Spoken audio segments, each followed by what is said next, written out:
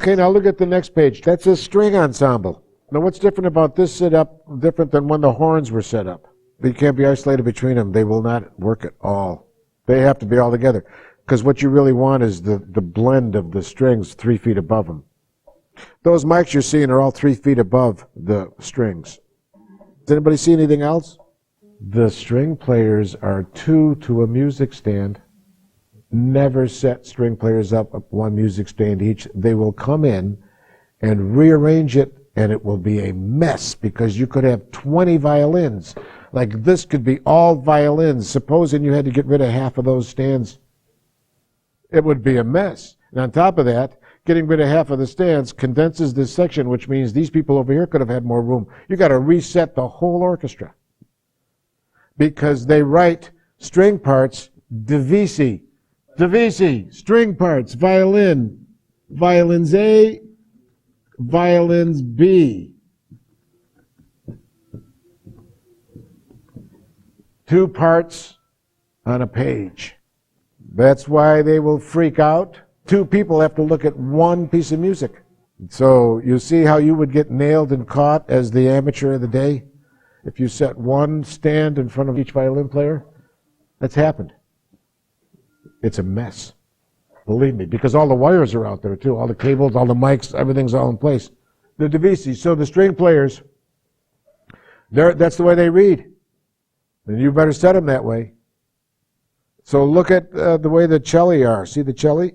If I'm setting the cello up, 2 celli with an I. Okay, I set this chair like this. Oh, that's good. Then I set the other chairs right over here. I set the other chairs over here, right? And then when the cello player sits down and goes, you have to get the right spacing because you could be setting up 10 cello stands. 5 inches or 8 inches on 10 different stands is 80 inches. That's a lot of space to make up after you got a 50-piece orchestra set up.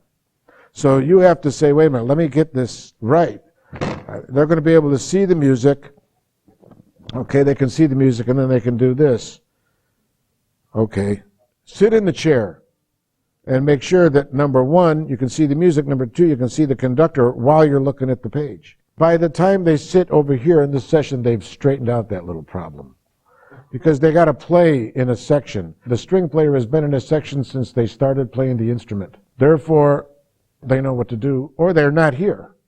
That's as simple as that. The bass violins will sometimes have their own parts, and sometimes they'll go together. It all depends. But they're so big, it's tough to get them, to be able to see the thing and still have room to do their big thing.